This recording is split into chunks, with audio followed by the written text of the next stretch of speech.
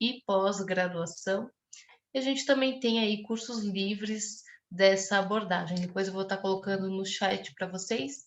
E também temos o grupo de estudos, né, em terapia familiar sistêmica, gratuito e online, né, caso queiram participar com a gente.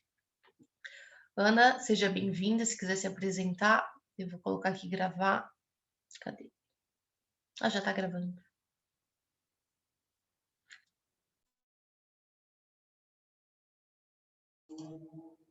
Tais no mudo, tá? Isso. A barra deslocou para a parte inferior, eu não estava conseguindo achar. Bom, boa tarde, pessoal. Tudo bem? Chego no finalzinho do nosso encontro, que legal. Fico feliz em poder participar. Vejo alguns rostos conhecidos e fico bastante feliz também. Alunos da pós, alunos da faculdade que eu dou aula, e fico muito feliz de reencontrá-los nesse sábado à tarde. Bom, o tema que eu vou falar é um tema que tem me despertado muito interesse e tem me sensibilizado muito na prática clínica, que é a questão da multiculturalidade. Então, quando me convidaram para contribuir com o encontro, eu pensei em trazer um tema que estava me provocando muito, né, me colocando muito em movimento enquanto terapeuta. Então, por isso, né, trouxe esse tema.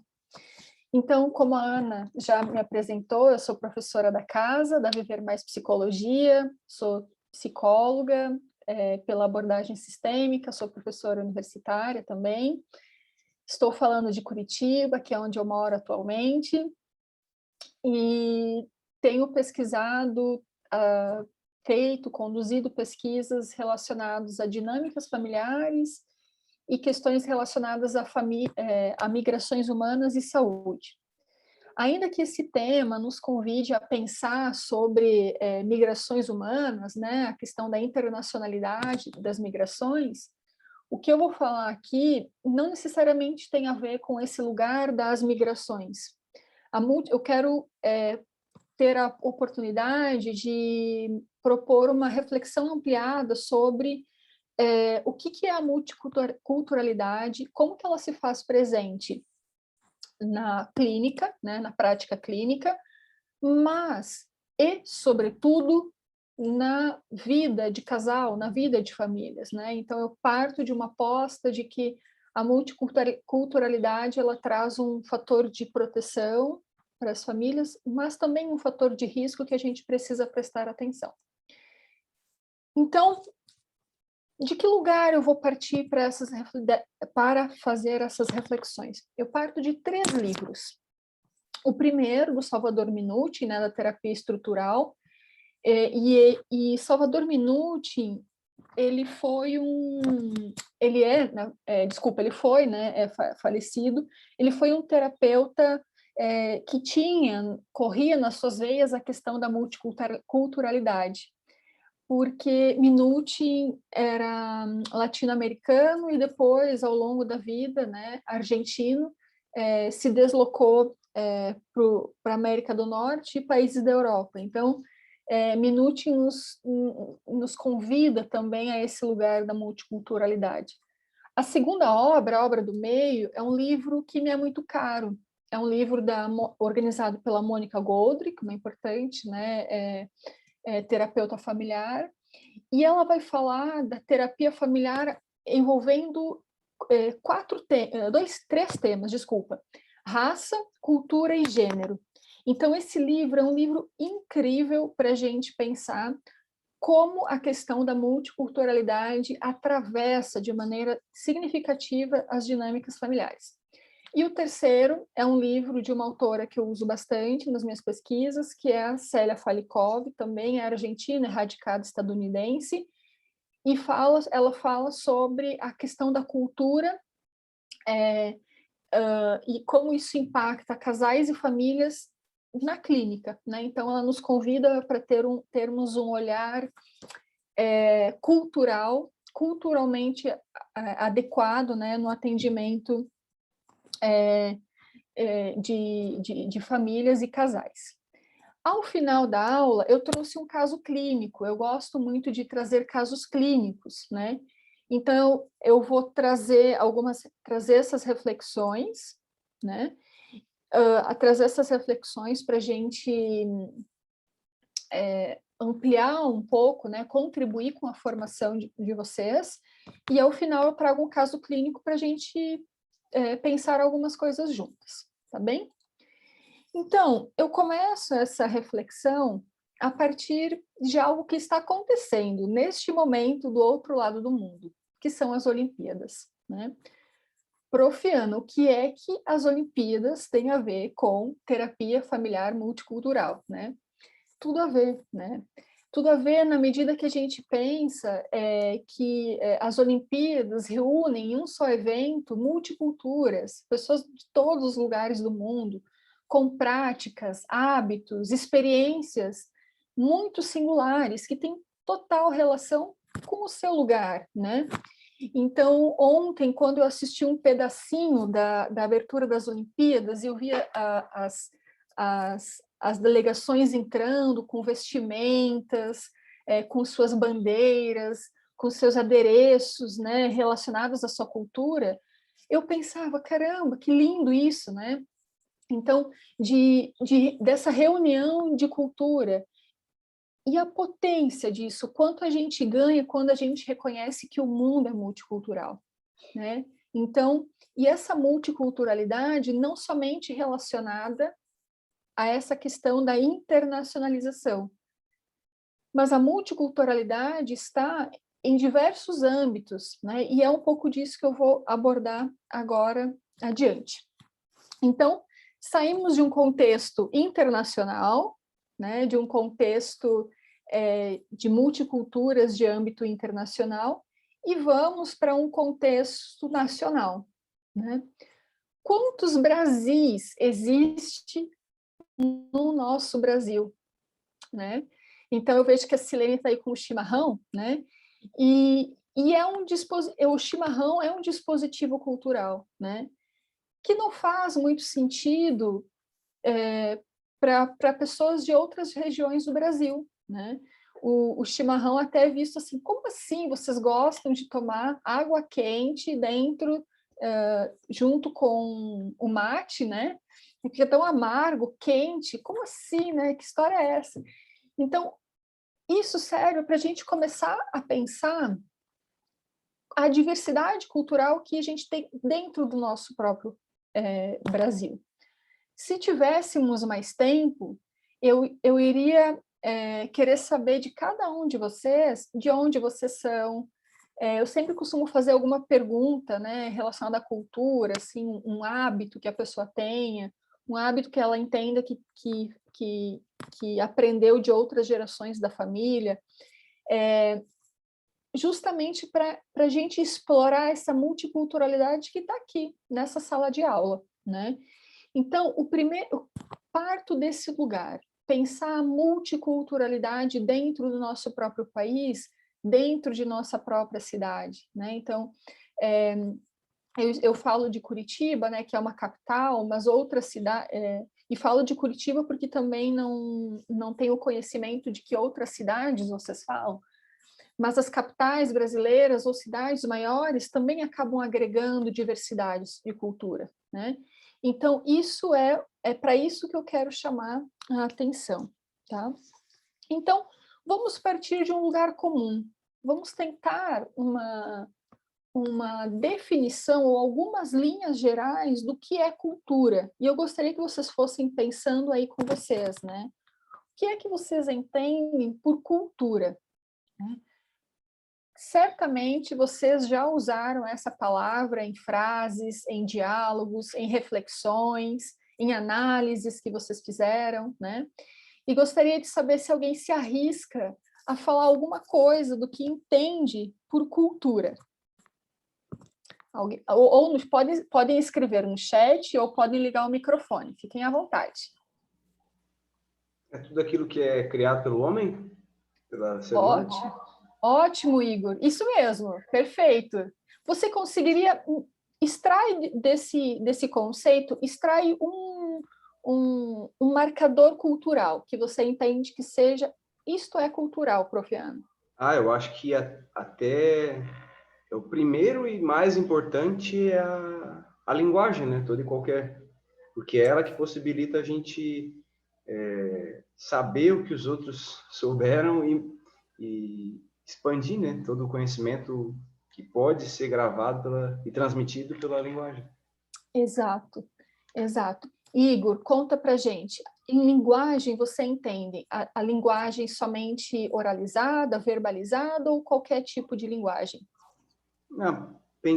Tendo uma perspectiva mais evolucionista, desde a linguagem por sinais, né, corporal mesmo, imagino que tenha sido a primeira, até a falada e depois a escrita, todo qualquer tipo, porque enfim, por meio de símbolos aí, né? Aí seriam símbolos da escrita mesmo, ou mesmo imagens. Perfeito, isso mesmo. O Igor foi excelente. Alguém mais gostaria de trazer uma imagem, né, que vem à mente quando pensa na palavra cultura? Não? Sem problemas. Então, a cultura vai ser isso que o Igor nos trouxe, e antes de seguir, no slide da sequência, deixa eu perguntar uma coisa para vocês. Vocês estão escutando esse ruído? Do meu microfone? Eu não. Não? Ah, tá. Não. É que próximo daqui tem alguém fazendo obra, sabe? Que tá com lixadeira, assim, então... mas que bom. Senão eu trocaria de cômodo aqui, sem problemas. Então, vamos lá. Quando a gente pensa a questão da cultura, né, uma definição de cultura, a gente pode ter uma definição, podemos ter várias definições. Então, se a gente conversar com um sociólogo, um historiador, um demógrafo, um cientista social, ou com nós mesmos, psicólogos, o Igor nos sinalizou, né? Uma perspectiva evolucionista de pensar cultura, cada perspectiva dessas vai extrair, vai nos oferecer uma leitura sobre essa palavra cultura. Então, eu vou trazer 4 possíveis definições, tá? Como eu disse, possíveis definições. 3 nesse slide e o quarto no próximo slide.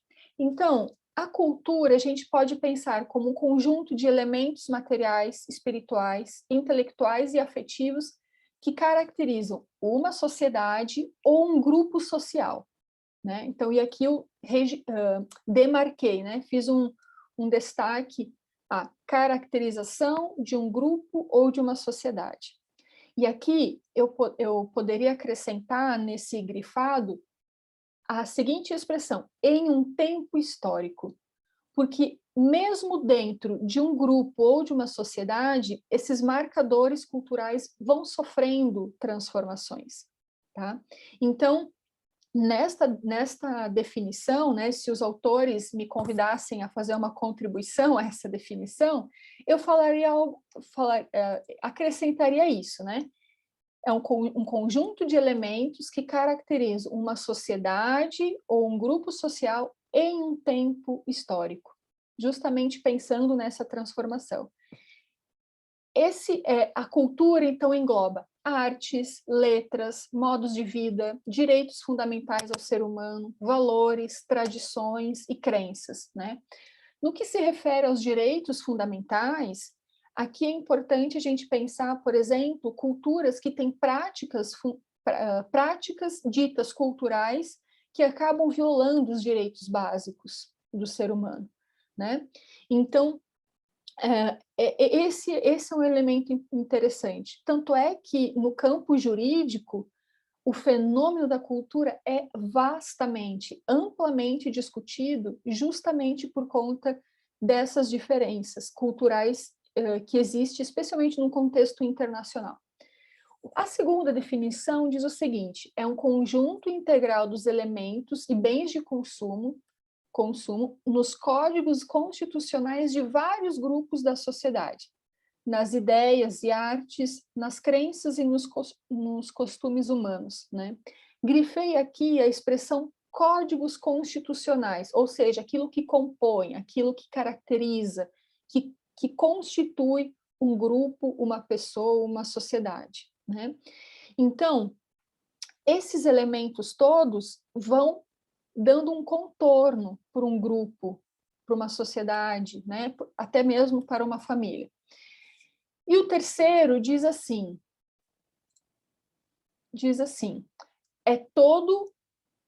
é o todo complexo que inclui conhecimentos, crenças, arte, moral, leis, costumes ou qualquer outra capacidade ou hábitos adquiridos pelo homem como membro de uma sociedade. Então, somos sujeitos culturais. Nós emitimos esses enunciados culturais, nós anunciamos o nosso lugar cultural, o nosso lugar de constituição cultural a todo instante, né? Como o Igor colocou, a linguagem como uma principal delas, todos os tipos de linguagem, né? Então, possivelmente, se vocês tivessem prestado atenção, né, desde o início, vocês iriam reconhecer que o meu sotaque, ele fala de um lugar que eu sou, ou de um lugar que eu transitei ou transito, né? Se vocês me vissem ao vivo, vocês talvez conseguiriam extrair alguns elementos culturais de quem eu sou, de onde eu sou, etc. E assim por diante, né? Então, nós somos sujeitos culturais. O que nos interessa enquanto cientistas da psicologia é entender de que maneira esses elementos, esses signos, significados culturais me compõem, tá? Então, partimos de uma afirmativa, somos sujeitos culturais, e o que nos resta é de que maneira esses elementos, esses códigos culturais nos compõem, falam das nossas relações, falam da maneira como vemos o mundo, né? Num slide adiante eu trago uma frase, mas eu já antecipo ela para este momento, que é: a cultura nos coloca uma lente de visão sobre o mundo. Tá? É a partir da cultura que eu pego e uso ela para ver o mundo, para ver as relações, para me ver nessas relações. Tá? E isso não é pouca coisa. E o terceiro e último conceito é de uma autora que eu gosto muito. Ela se chama Célia Jais Falikov. Ela é uma autora argentina, também radicada nos Estados Unidos, né? Então, a gente teve vários psicólogos argentinos que foram embora da Argentina no período da ditadura militar, né?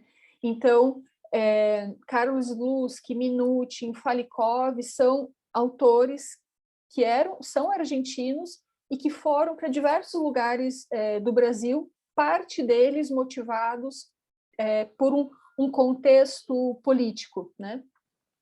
E aí, a Célia Jais Falikov, que eu vou trazer um videozinho dela na sequência de 4 minutos, ela fala o seguinte, que a cultura são aqueles conjuntos de visões de mundo compartilhados, tá?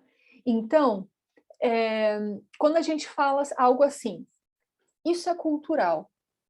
Você viu que o fulano falou aquilo? Ah, isso é cultural, da onde ele vem, é cultural, foi assim que ele aprendeu, né? Então, a cultura é como uma visão de mundo compartilhado, né? Você e outras tantas pessoas compartilham deste lugar, né? Desta perspectiva de mundo. Então, culturas são aqueles conjuntos de visão de mundo compartilhados, significados e comportamento adaptativos derivados de uma associação e participação simultânea em uma variedade de contexto, como a linguagem. Configuração rural, urbana ou suburbana, raça, etnia e status socioeconômico, idade, gênero, identidade de gênero e orientação sexual, religião, deficiências nacionalidade, emprego, educação e ocupação, ideologia política, participação em momentos históricos. Então, todas essas configurações ou condições de vida colocam as pessoas dentro de um lugar de mundo compartilhado. Tá? Aqui eu quero fazer me conectar com algo muito atual que aconteceu nos últimos dias, que é que são os cringe. Lembram dessas semanas passadas, né? Que veio à tona os cringe. Quem são os cringes? Né? O que fazem? Como vivem? Né? Como viveram? E aí trouxe à tona de novo a reflexão sobre as múltiplas gerações e o próprio processo de desenvolvimento humano. Então, se a gente pensar cringe não numa perspectiva vexatória, de ridicularização, mas pensar cringe como um grupo de pessoas que compartilham de elementos que falam de um lugar, falam de um momento histórico que eles viveram, fala de dispositivos que eles usaram para compartilhar essa vida, né?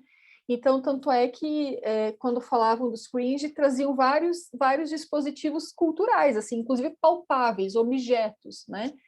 Para falar sobre eles. Então, a diversidade cultural, ela está inclusive nessa diferença de uma geração para outra, né? Lembram que anteriormente eu coloquei, né? De que a cultura, ela recebe uma transformação ao longo do tempo. Então, é justamente isso, né?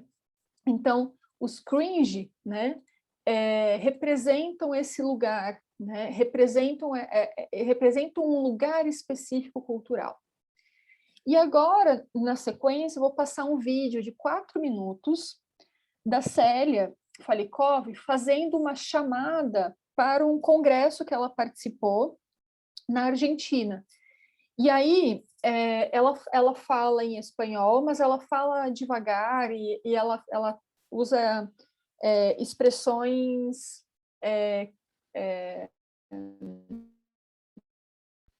acessíveis, tá? Então, é um vídeo em espanhol, mas ela fala super bem, super tranquilo, e vocês vão entender. E aí, depois do vídeo dela, eu quero escutar vocês um pouquinho, tá? Como que está sendo para vocês até então a aula. Eu vou tirar meu fone para vocês conseguirem escutar. Deixa eu aumentar aqui. Uma das questões técnicas aqui do meu.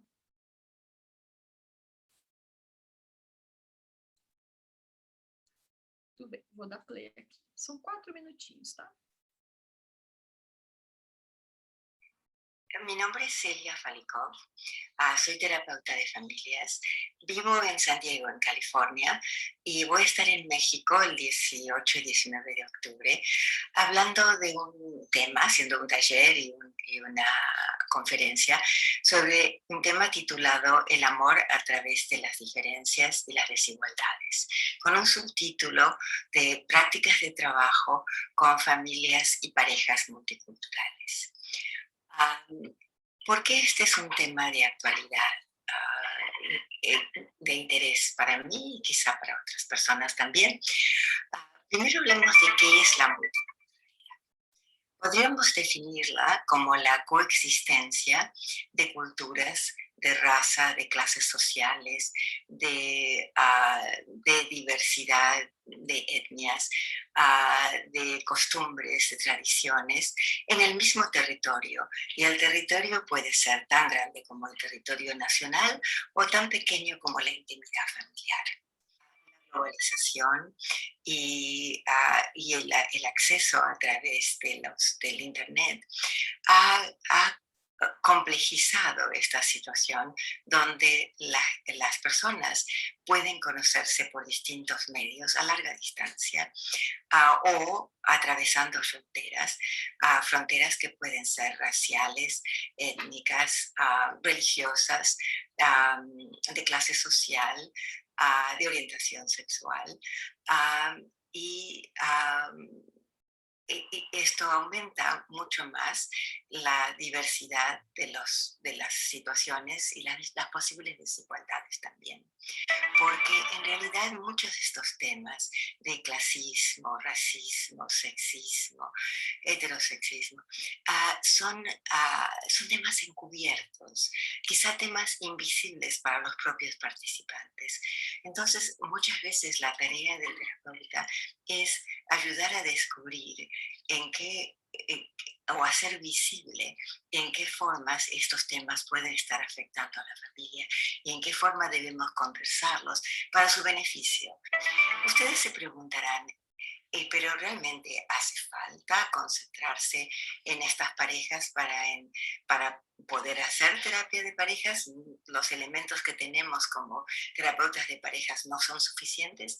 Y la respuesta es sí, pero hasta cierto punto. Muchas de las cosas que conocemos son útiles y valiosas, pero debemos reflexionar y agregar otras.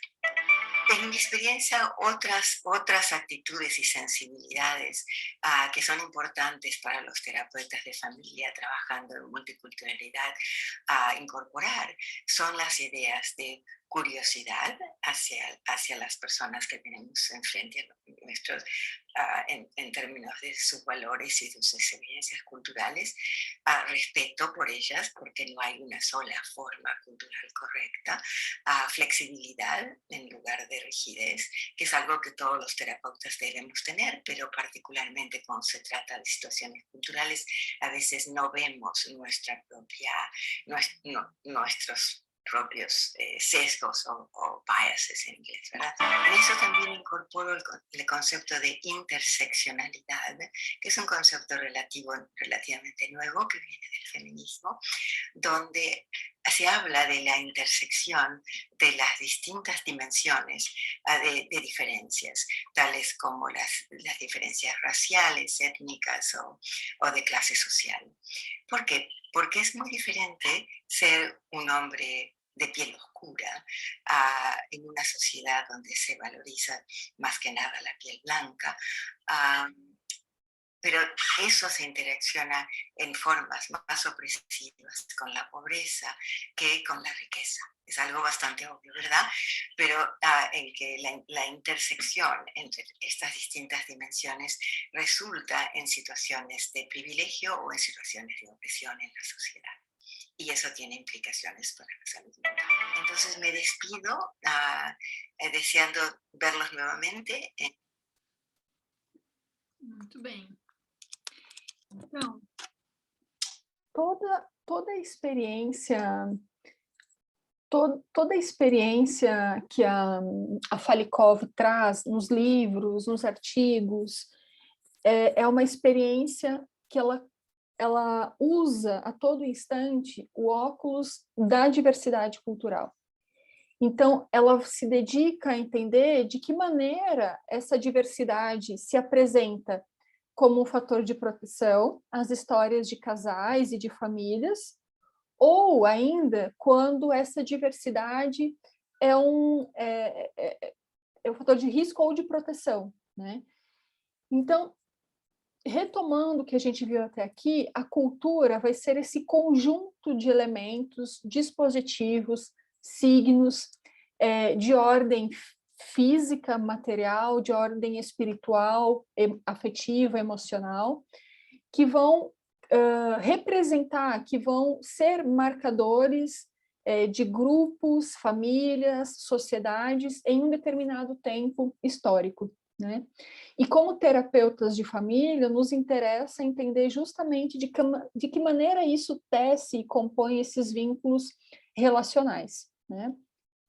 Então, eu gostaria de saber de vocês, assim, como que vocês estão escutando essa parte inicial da aula, se surgiu algum caso, algum exemplo pessoal dos atendimentos de vocês, das experiências de vocês que vocês gostariam de compartilhar.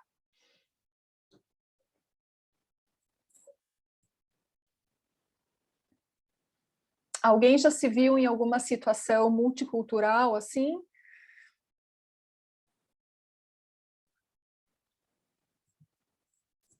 Não? Então, vou ajudá-los a perceber o quanto nos relacionamos de forma multicultural.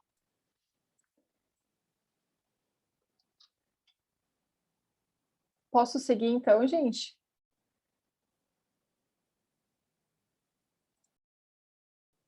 Bem, eu vou seguir, então. Prof, Oi. eu não tive experiência em atendimentos. Não, estou brincando. Eu percebo assim, na minha vida, vamos supor, a vivência mesmo assim, porque eu sempre morei no Paraguai, que nem a prof sabe, né? Mas os demais não. Então, quando eu vim para o Brasil, eu percebi assim muito forte essa questão da cultura, sabe? Principalmente no idioma, né? Porque, por exemplo, eu tinha minhas filhas pequenas, elas estavam que nem a mais velha estava na 2ª série. E quando ela foi para a escola, né, teve um baque muito forte da questão cultural mesmo, até mesmo pelo idioma, mas mesmo o sotaque, né, a forma de falar, tudo mais, isso sempre as pessoas, né, perguntam, mas de onde você é que você tem esse sotaque? Então, isso tudo é cultural, né, é construído a partir da vivência. A gente vai adquirindo outras culturas, outros costumes e tudo mais dentro dos espaços que a gente vai se inserindo e com as pessoas que a gente vai convivendo, e eu acho que a gente vai se tornando como uma colcha de retalho mesmo, né? Vai pegando um pouquinho da cultura de um lado, um pouquinho do outro, mas sempre fica alguma coisa que nos identifica justamente com as nossas raízes. E eu acho que isso é legal, porque isso também a gente vai deixando nos outros, né? Então, eu acho que essa troca de experiências e de culturas que se misturam, e que o Brasil, a gente pode, que nem a prof mesmo iniciou dizendo ali, os Brasis dentro do Brasil, realmente eu percebo muitas vezes que o brasileiro em si, muitas vezes ele não consegue ter uma identidade brasileira, né? E muitas vezes ele acaba dizendo que o brasileiro é o caboclo, é aquele, né, que já ele mesmo vai se identificando de certa forma. Então, se ele é descendente de alguma etnia, né, da Europa, ele se identifica mais com aquela etnia. Ah, eu sou italiano, eu sou alemão, eu sou hungriano, ou japonês, ou tudo mais. E acaba, tipo, se identificando pouco com essa cultura brasileira e acha que só o caboclo é brasileiro, só a cultura cabocla é do Brasil, né? Justamente eu acho que por essa diversidade. A prof podia falar um pouquinho sobre isso com a gente? Claro, falo sim. Esse é um tema bastante interessante, né? E até se eu vou abordar mais adiante, porque tem a ver com exemplos que eu vou trazer. Mas só para complementar o que a Silene trouxe, assim, eu percebo que uma parcela dos brasileiros, inclusive, tem dificuldade de se reconhecer latino-americano. Então, tem a ver com a questão da diferença de idiomas, eu acredito. Então, né, o Brasil no Brasil falamos português, sendo que os demais países, na sua grande maioria, fala espanhol aqui no continente da América Central e América Latina. Então, tem a ver com uma questão de linguagem também, mas eu percebo, às vezes, quando eu trago, né, essa reflexão de que o brasileiro é também um latino-americano, eu percebo que algumas pessoas algumas verdades estremecem internamente, né? E que se dão conta que de fato né? Num contexto geográfico somos latino-americanos, mas também uma questão uma questão de rituais e características, né? Então, eu tive a oportunidade de me relacionar de forma muito próxima com uma família alemã, né, que reside na Alemanha, e uma família que reside nos Estados Unidos. E foi muito interessante ver os marcadores culturais dentro das dinâmicas de família, né? Então, os americanos e os alemães, por exemplo, uma cultura de uma maior emancipação dos filhos, é mais imediata a emancipação dos filhos. Então, com 16, 17, 18 anos, os filhos já têm um projeto de vida de sair da casa dos pais. Enquanto os latinos, né, e incluso nós, temos uma cultura mais de agregar por mais tempo os filhos junto aos pais, né? Então, essa foi uma das diferenças que eu fui percebendo. Claro que nunca nos cabe a generalização. Então, em todas as famílias alemãs, todas as famílias norte-americanas, em todas as famílias brasileiras, é assim. Essa generalização não cabe na abordagem sistêmica. Sempre que a gente resbalar na generalização, a gente está se afastando da abordagem sistêmica, que visa olhar a pessoa, as características da pessoa, né? Isso mesmo, Silene, incluso as questões, né, a identidade indígena e afrodescendente. Perfeito. Muito bem. Então, uma outra pergunta que nos ajuda a refletir sobre, né? O que as diferentes culturas entendem por família? Já pararam para pensar isso? Se nós estivéssemos lá no Japão, nas Olimpíadas, tendo a oportunidade de conversar com pessoas de todo o mundo, tá? E se a gente pudesse perguntar para pessoas de diferentes culturas, países, perguntar para elas assim, o que é família para você? Né? O que será que essas pessoas responderiam de similaridades e de diferenças? Né? No contexto brasileiro, a gente vai ter diferentes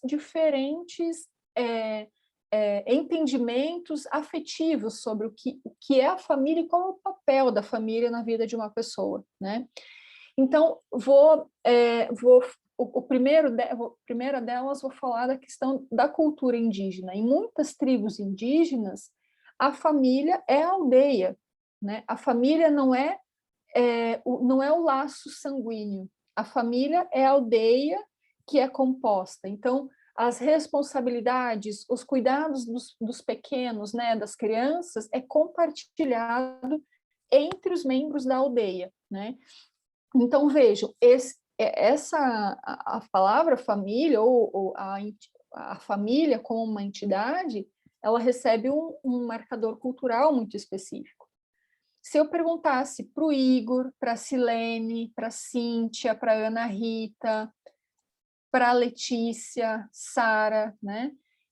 Mary, que está aqui, quem mais? Se eu perguntasse para a Ana, que também está aqui, o que é família para você?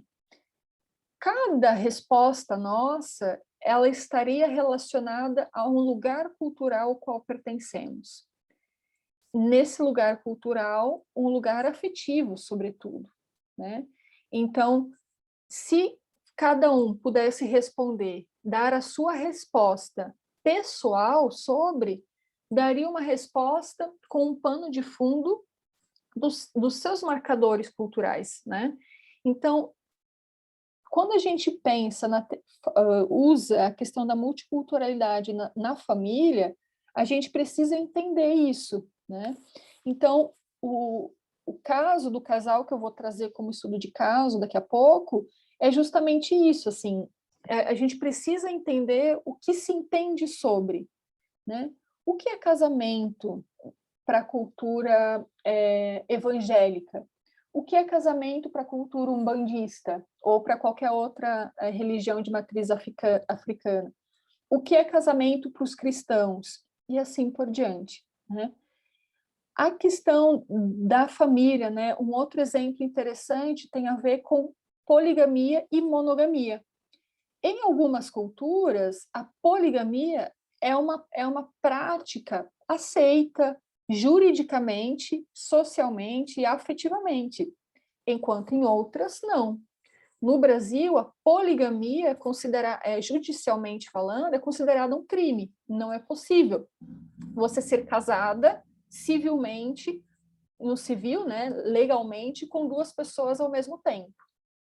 Tá? Então, no Brasil, não é permitido essa prática, enquanto em outras culturas, especialmente culturas árabes, em algumas culturas, não são em todas, também é aceito, é permitido, né? Então, vejam, só se a gente olhasse para a família, nessa ideia das múltiplas culturas, observaríamos, né, essa diversidade. Deixa eu ver se agora... Gente, olhem observem, né, que imagem linda, né, que representa a diversidade cultural. Então, aqui eu selecionei, né, intencionalmente 5 fotos que representassem o casamento em diferentes culturas, né? Então, cada uma dessas fotos traz uma mensagem de uma particularidade. Então, nos adereços que os noivos usam, nas roupas, na figuração ao redor deles, né? Então, e aí eu trago de que justamente isso, o ritual do casamento é diverso em diferentes culturas, né? Quando o ritual do casamento é um dispositivo, é um marcador que se faz presente, né? Então, por exemplo, a gente tem aqui, né, os escoceses, a gente tem os indianos, os japoneses, os chineses, que representam um lugar geográfico de onde esse casamento surgiu, né, ou esteve acontecendo, né? Então, o ritual do casamento, a celebração do casamento, ela é interessante para a gente pensar isso, mas não somente o ritual. A cultura não fica somente na celebração do casamento, ela entra para dentro da dinâmica do casal.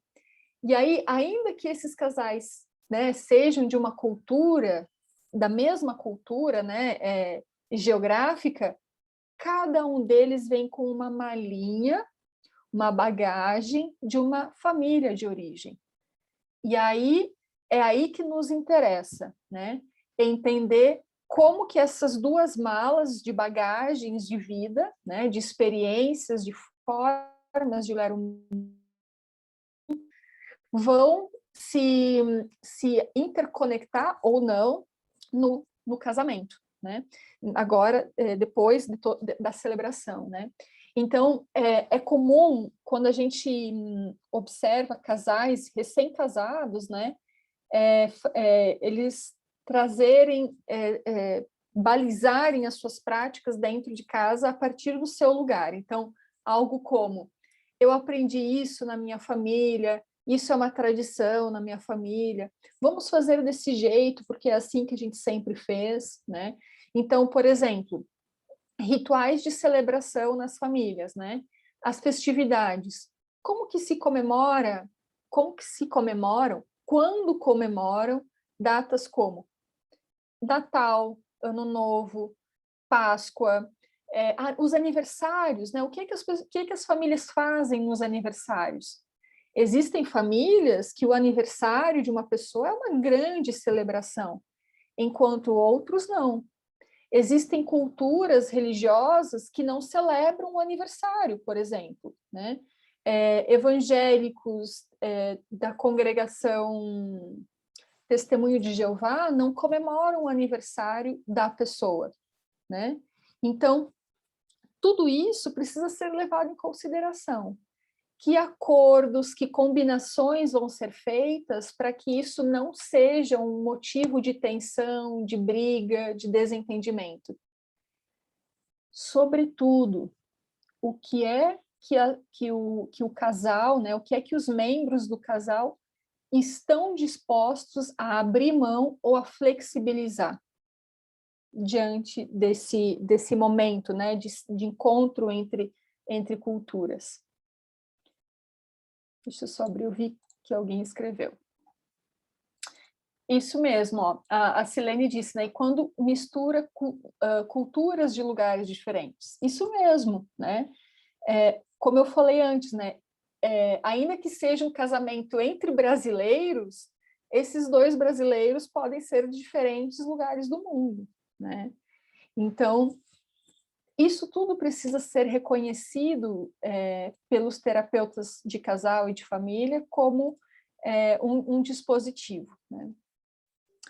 Bom, nesta outra imagem, eu quero, a partir desta imagem, eu quero falar de algo que eu já sinalizei para vocês, que é a transformação das culturas de uma geração para outra, né? Então, nessa imagem, a gente é representada por 3 mulheres, né?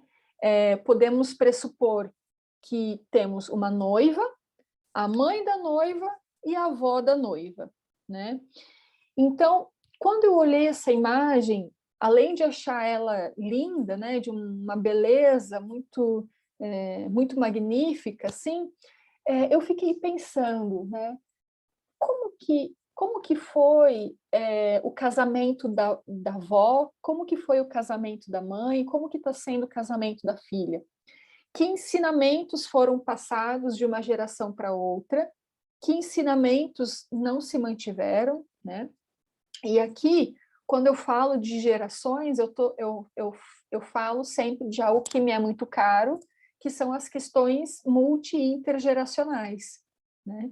Então, todos nós recebemos uma carga cultural das gerações anteriores. Então, por exemplo, um mandado familiar, né? Filha, antes de você casar, eu quero que você estude para que você seja alguém na vida. Isso é um mandato familiar, né? De um pai ou de uma mãe falando para uma filha que antes dela casar, ela tem que se formar, né? Filha, filho, não quero que você vá morar junto com uma pessoa sem se casar. Então, isso também é uma questão cultural, né? Que ao longo das gerações foi se transformando, né? Foi se flexibilizando. E nos interessa saber se essa transformação gerou um efeito positivo de flexibilidade ou gerou um ruído, né, de entendimento, né? Eu vou contar uma história particular para vocês. Quando eu e meu esposo estávamos planejando a nossa cerimônia de casamento, né, a gente tomou uma decisão de que a gente não iria fazer uma cerimônia grande de casamento. A gente fez uma cerimônia bem intimista, porque era o que nos fazia sentido, né? Tanto eu como meu esposo, né, somos mais reservados, digamos assim, a gente queria algo mais reservado, né? Enfim, com poucas pessoas, bem intimistas, e nós queríamos privilegiar uma viagem em vez de uma cerimônia grande, né? Quando eu fiz esse anúncio para os meus pais, isso gerou um ruído, né? Porque eles haviam idealizado, então, que a única filha mulher deles ia fazer uma cerimônia grande, que ia entrar de noiva, né? Todo aquele ritual clássico de uma noiva. Então, quando eu fiz o anúncio para eles, a gente precisou entrar num processo de negociação muito grande para que fizesse sentido para mim e para eles, né? E que não fosse algo imposto e vindo de uma direção unicamente. E eu entendi isso como algo de uma singularidade de uma geração para outra, né? Então, os meus pais, de uma cultura em que você reunia a vizinhança, os parentes, os familiares, em uma festa grande, né? Em uma celebração grande. E hoje, né, isso foi se transformando, e hoje isso deixou de ser uma condição e passou a ser uma opção, né? Então, foi por esse caminho que eu fui construindo essa decisão. Então, essa negociação entre gerações, ela é uma negociação que ela precisa reconhecer que cada uma das partes vem de um lugar singular, né? Então, e às vezes demandas como essa vêm para o contexto terapêutico, né? Porque nesse exemplo pessoal, poderia, eu e o meu esposo poderíamos não ter a mesma opinião sobre, né? E se um quisesse uma cerimônia mais intimista e o outro quisesse uma cerimônia mais grande, com muitas pessoas, muitos convidados, né? Como que a gente ia manejar essa questão, né? Então, o Salvador Minucci, ele fala para a gente o seguinte: as famílias estão rodeadas por fronteiras, ou seja, por limites, que a semelhança de membros, aqui a semelhança de membros, tá? Semipermeáveis, permite a passagem seletiva tanto da informação, tanto entre os diversos subsistemas familiares, como entre a família e o meio social em que ela está inserida. Então, cada família também está inserida num lugar sociocultural, né? Cada família também vai trazer para a cena da dinâmica familiar características do lugar em que eles estão inseridos, né? Então, essa singularidade deve ser reconhecida por nós. Nessa outra imagem também, pensando a diversidade dos casamentos, né? Ou melhor, desculpa, a diversidade de compor uma relação conjugal. E aqui, de novo, atravessado pelas questões de geração, né? Então, são 3 casais, né, que nos indicam que talvez sejam da mesma família, de gerações diferentes, né? E aí, o convite é a gente imaginar quais são as diferenças e similaridades entre cada um desses casais, né? E aqui, ou melhor, essa daqui eu vou falar na sequência, deixa eu ir para o caso, tá? Vou falar do slide que eu mostrei anteriormente na sequência. Vamos lá. Esse caso eu estou atendendo na clínica, e é um caso que eu chamei aqui casal multicultural. Uma multiculturalidade vem pela religião, tá? Então eu vou falar um pouco do caso e eu gostaria de escutar um pouco de vocês, assim, o que vem à mente enquanto eu conto sobre esse caso, né? Então, é um casal heterossexual, né? A mulher, ela sempre se denominou cristã e nos últimos há alguns meses, não faz um ano, ela se converteu para a religião evangélica. Ele é umbandista há 12 anos, ou seja, quando eles se conheceram, né, ele já se assumia umbandista. Eles vieram para a sessão por conta de brigas constantes e falta de paciência. Era esse o discurso deles. Então, eles falavam coisas como dificuldade de chegar no acordo, brigas quando divergiam de opiniões, discussões infindáveis. Era assim que eles vinham, né? Eles namoraram por 3 anos, noivaram por 2 anos e são casados há 2 anos, né? Moram juntos, então, há 2 anos. Que mais? Eles se casaram no civil somente, né? Alegando que não queriam gastar dinheiro, não queriam fazer dívidas. Então, eles só casaram no civil, fizeram uma cerimônia, então, somente legal, né? Civil, legal. E aí, no momento, eles estão num processo de planejamento de ter filhos. E aqui que começaram essas discussões, brigas e o que eles chamam de falta de paciência.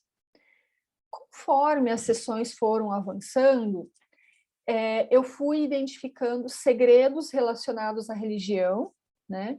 Então, a família dela não sabe que ele é umbandista e a família dela não sabe que ela se converteu para a religião evangélica, tá? Na sequência, aqui também começaram divergências de perspectivas de mundo. Então, coisas relacionadas à religião ou não. Então, por exemplo, ele queria sair para jantar o sábado à noite, mas ela não podia porque tinha um compromisso na igreja. Ela queria sair passear no domingo, ele não podia porque tinha compromisso no templo. E aí gerava um desentendimento ou um rearranjo ali da dinâmica do casal, mas sempre no âmbito muito superficial. A religião nunca vinha como um motivo, a diversidade da religião nunca vinha como um motivo de briga, tá? E aí, um dia, terceira sessão talvez, eu perguntei o quanto a diferença de religião aproximava e afastava eles. Foi essa a pergunta, né? Foi muito próximo a isso. Fulana, ciclana, vocês poderiam me falar de que maneira as religiões de vocês aproxima e afasta vocês? Quando eu faço essa pergunta, a sala é tomada por um silêncio revelador. Foi isso que eu denominei, né? Quando eu faço essa pergunta, a sala é tomada por um silêncio revelador. Então, um silêncio de alguns minutos, né? Minutos não, né? Talvez 1 minuto, 1 minuto e meio. E eu permaneci em silêncio, eu não instiguei eles, eu não refiz a minha pergunta, eu permaneci em silêncio.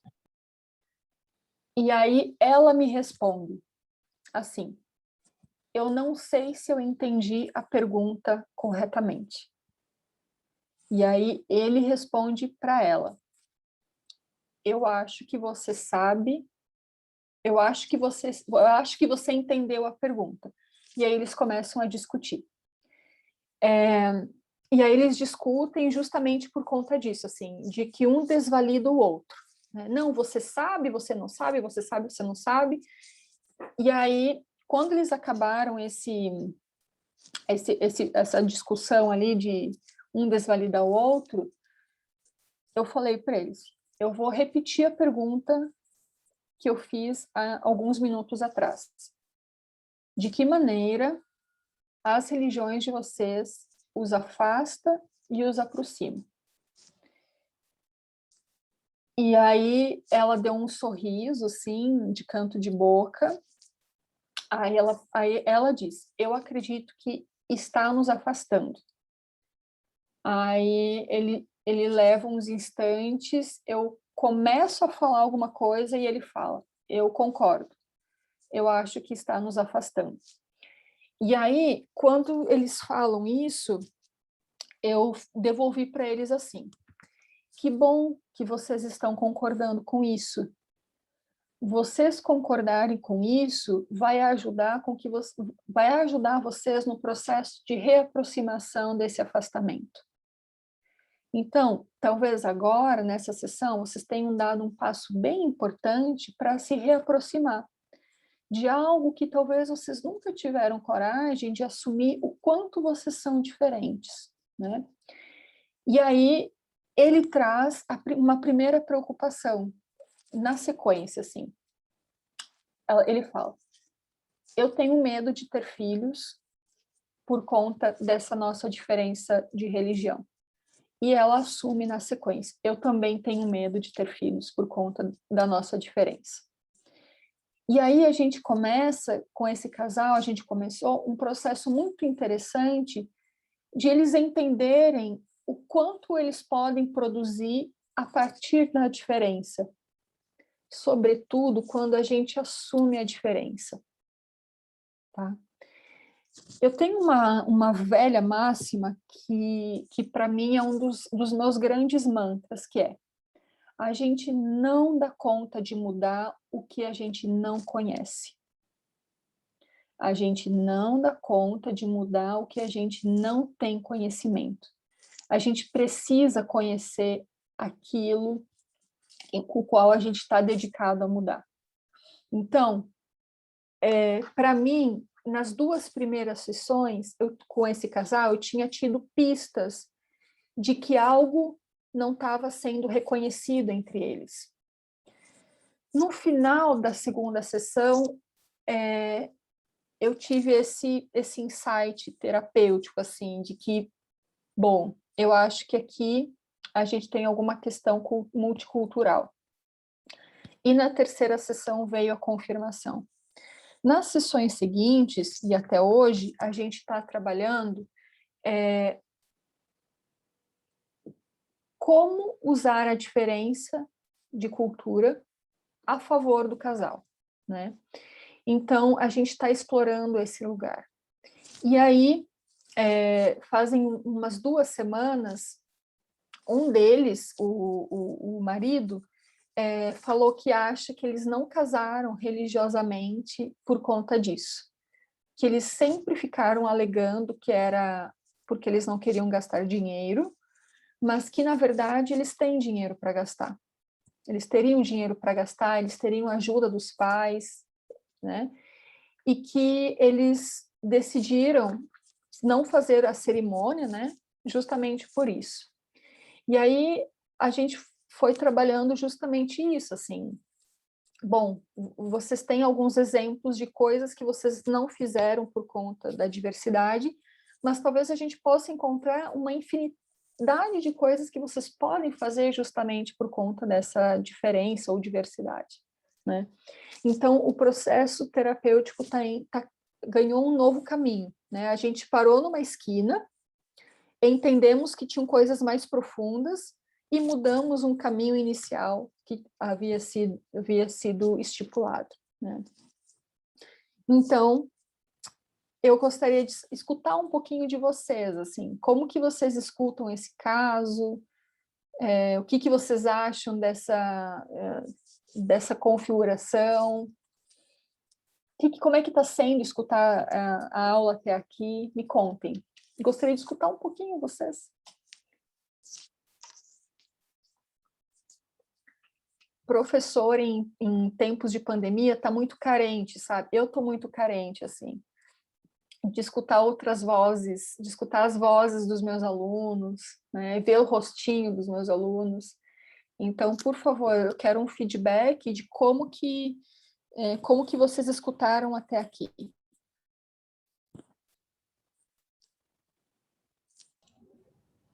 Bem, eu vou começar então, depois eu espero ouvir a voz dos outros também. Eu acho, assim, uma coisa bem importante que a prof falou, é essa questão mesmo do conhecer o que é diferente, o conhecer aquilo que realmente a gente quer mudar, né? Eu acho que eu ouvindo esse caso, assim, eu fiquei pensando o quanto de preconceito a gente tem em relação às religiões mesmo, né?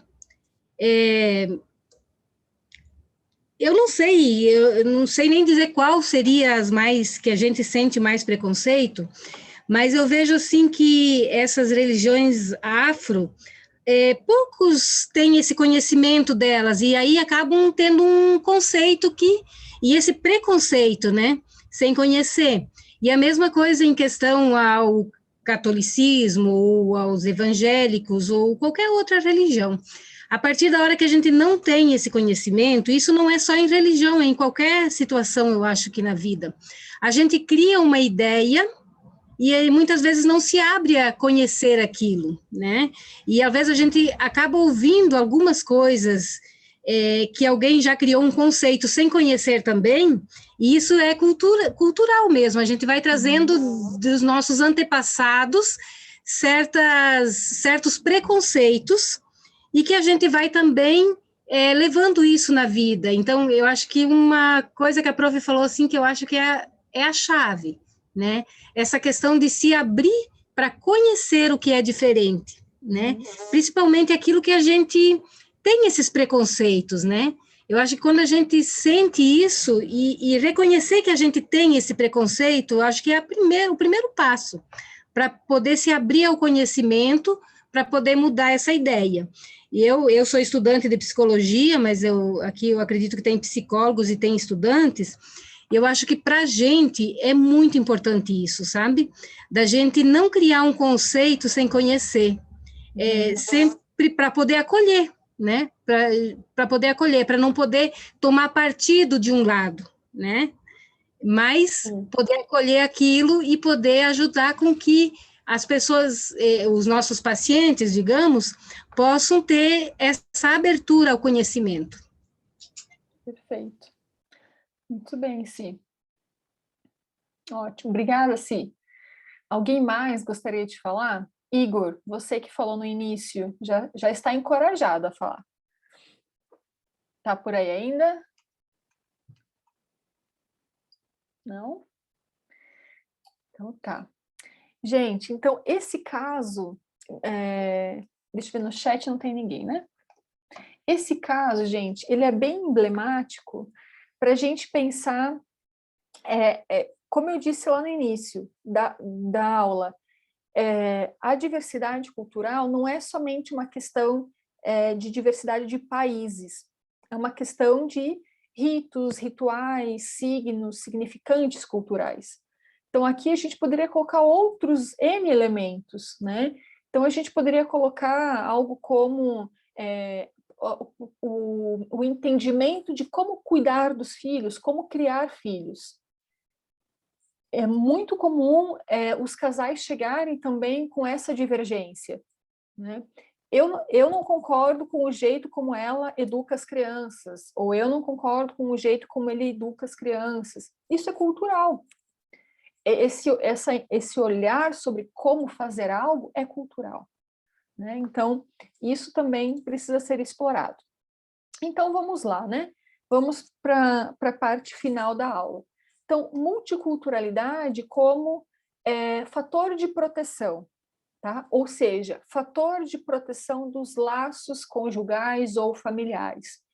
Então, a multiculturalidade amplia os recursos e conhecimentos dos membros das famílias e dos casais, né? No sentido de aprender diferentes olhares, diferentes perspectivas sobre algo. Sobre comida, sobre religião, sobre hábitos, sobre formas de ver a vida, né? Então, sobre a língua, sobre o idioma. Então, os casais que eu trabalho, por conta da minha pesquisa do doutorado, são casais interlínguas, né? São casais que falam 2 ou 3 línguas. Então, e como criar os filhos? Os filhos vão ser criados vão ser alfabetizados em qual língua, qual idioma, né? Então vejam que riqueza isso, né? Ou que interessante para os filhos ver que os pais estão dispostos a aprender com a cultura do outro, né? Então, outro aspecto também é de que casais e famílias multiculturais auxiliam outras pessoas a perceber a riqueza que existe em conviver com diferentes culturas. Quando essas famílias ou casais multiculturais sinalizam para os outros que é possível dialogar, viver, conviver, aprimorar, melhorar ou transformar a sua cultura, ou seus hábitos culturais, né? Isso serve como um espelho, né? Como um exemplo, né? Então, a filha de uma paciente minha, ela ela frequenta a casa de um casal que ele é mexicano e ela é japonesa, né? Eles se conheceram aqui em Curitiba. E ambos vieram, né, procurando melhores condições de vida, se conheceram na empresa, se casaram e tiveram uma filha. E aí a filha dessa minha paciente vai na casa desse casal e ela volta encantada, assim, porque a mãe dela fala de um jeito, o pai fala de outro, e que ela fala vários idiomas, e que a amiguinha está ensinando ela umas palavras do mandarim e do espanhol, e ela fica encantada, né? Ela volta assim em êxtase para casa contando. Então, é isso, né? É a sinalização de que é possível. Por outro lado, a gente tem um grande desafio, né? Que são os fatores de risco às relações do casal ou da família. Então, A diferença cultural pode protagonizar conflitos e tensões por conta das diferenças, que é o caso que eu trouxe para vocês, né? A gente precisa se atentar aos efeitos das fronteiras culturais nas relações. Então, por exemplo, pode existir algo que vai ser flexibilizado, né? Então, uma das pessoas está flexibilizando, olha, em relação a essa questão cultural, eu posso flexibilizar dessa forma, mas tem um limite, tem um limite cultural, tem uma fronteira. E isso precisa ser reconhecido para que essa cultura não seja desrespeitada, né? E dificuldade de aceitar e reconhecer as diferenças culturais. Tem um livro que eu quero mostrar para vocês aqui, ó. Só 2 livros, na verdade, só um minuto.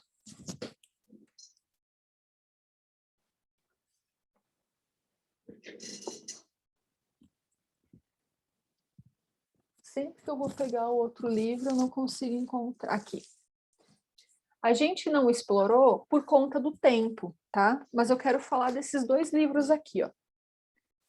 Esse livro se chama Famílias Interraciais, da Lia Weiner-Schuckmann, que fala sobre famílias em que compostas por etnia branca e negra, tá?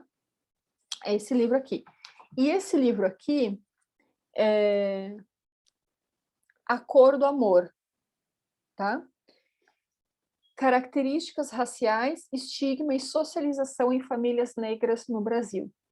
Esses 2 livros são 2 livros incríveis para a gente explorar essa multiculturalidade pela perspectiva de raça e etnia, tá? Então, vejam, a multiculturalidade também é interseccionada por fatores como raça e etnia, tá? Então, isso nos deve ser sensível, tá? Vamos falar, para finalizar, sobre qual que deve ser o olhar do terapeuta nesse encontro com essa família ou esse casal, né? Então, trago primeiro os 4 pontos que a Célia Falikov trouxe. Curiosidade, ou seja, devemos estar curiosos ao que está acontecendo nessa dinâmica, nessa relação, né? Buscar investigar, tirar as camadas, ajudar as famílias e os casais a falar aquelas coisas que talvez seja muito difícil falar, né? Segundo, respeito, né? Os meus valores pessoais de terapeuta não são modelos para outras pessoas seguirem. Então, a gente precisa cuidar para a gente não resbalar e achar que a forma, resbalar na ética, inclusive, e achar que a forma, as questões culturais do outro não são adequadas porque não são iguais às minhas. Então, vejam, para isso precisamos fazer nossa psicoterapia e nossa supervisão, né, da nossa prática. Flexibilidade, né? Precisamos ser flexíveis à diversidade cultural.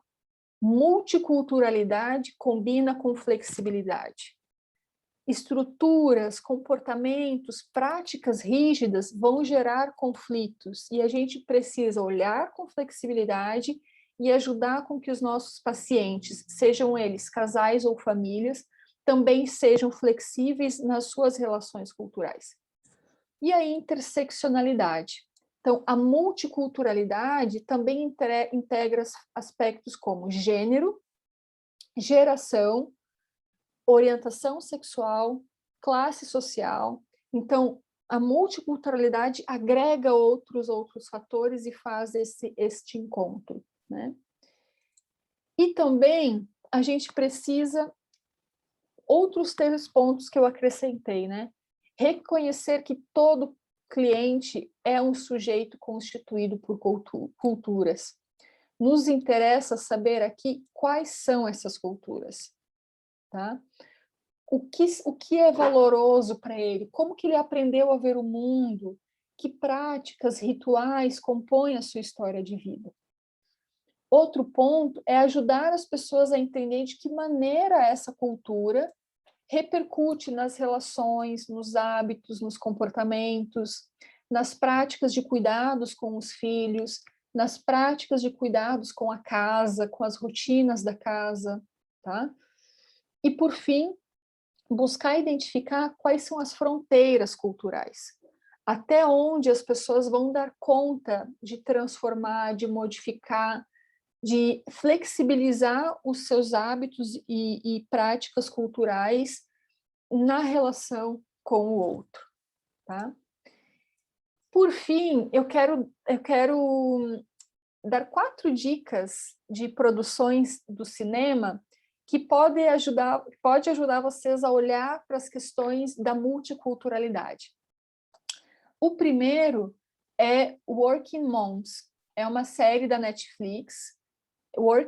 Moms, é uma série da Netflix. Eu esqueci qual que é a tradução para o português, mas são 4 mães que estão dedicadas na tarefa de serem mães, né? E aí são 4 mães com olhares, com crenças, práticas culturais, uma diferentes das outras. E aí, muito legal os dilemas, as histórias, as confusões, a criatividade que surge disso tudo. O segundo é uma série chamada This Is Us. É uma série que conta a história de uma família que adota um menino negro, né, quase no momento do nascimento. Então, uma família heterossexual, de homem e mulher, com 3 filhos, com 3 filhos, né? Então, essa também é uma história rica para pensar as questões de raça, racismo que atravessam a família. Outra série é o Modern Family, né? Que conta que se passa a partir de uma grande família dividida em 3 núcleos familiares. Então, tem uma família homoafetiva, tem uma família composta por pessoas de países diferentes, tem uma família com filhos adolescentes. Então, conta de uma forma muito leve, engraçada, divertida, sobre a questão de ser família, né? Essas questões culturais de estar em família. E a quarta é uma série jornalística, né, da Christiane Amanpour. A Christiane Amanpour é uma jornalista muito famosa e ela criou uma série, né, que se chama Amor e Sexo pelo Mundo. Gente, é de uma riqueza. Ela vai para diversos lugares do mundo explorar o que é que as pessoas entendem por amor e sexo, né? Então, ela é uma série muito rica, porque explicita as diferenças e similaridades culturais, né? Então, essas 4 obras assim nos ajudam a entender e a treinar o nosso olhar sobre as questões de multiculturalidade na família, né? Então, gente, encerro a minha aula, né? A minha participação aqui no encontro, falando justamente isso, de que o terapeuta familiar ou o terapeuta de casal precisa treinar o seu olhar para entender de que maneira essas questões multiculturais compõem, atravessam, né, permeiam as relações, né? Será que essa multiculturalidade se apresenta como um fator de proteção para os vínculos ou se apresenta como um fator de risco para os vínculos familiares, tá? Então, nos interessa saber isso. E nós, enquanto terapeutas, também precisamos constantemente se olhar e se perceber de como que as questões culturais nos compõem enquanto pessoas e enquanto terapeutas, né? Então, agradeço a presença de vocês nesse encontro, nesse finalzinho de sábado, de tarde de sábado, e espero ver vocês novamente em outros eventos da Viver, né? Ana? Obrigada, pessoal. A Letícia colocou ali no chat, foi uma minha reflexão, sou estudante de psicologia e contribuiu muito para a minha discussão. tive semestre passado em uma disciplina do curso sobre interseccionalidade entre gênero, classe e relações étnico-raciais. Muito obrigada pela oportunidade. A Mari também colocou, professora, eu amei, muito obrigada. Gente, muito obrigada a todos que ficaram aí com a gente, que nos acompanharam aí nesse encontro. Espero que vocês tenham gostado, que tenham sido muito rico, né? E semana que vem a gente inicia o ciclo de jornadas, são várias jornadas gratuitas, teríamos jornada de psicodrama, jornada de terapia familiar sistêmica, jornada de psicologia positiva, eventos gratuitos também e online. Então estejam com a gente, participem, e lembrando também que a gente tem um grupo de estudos em terapia familiar sistêmica, que é um grupo gratuito, aberto e online também. Então, se quiserem participar depois, só me peça ali o link de inscrição. Desejo a todos aí um bom final de sábado, um grande abraço a todos, gente, muito obrigada, tchau, tchau. Beijo, gente, até mais. Beijão, tchau, tchau.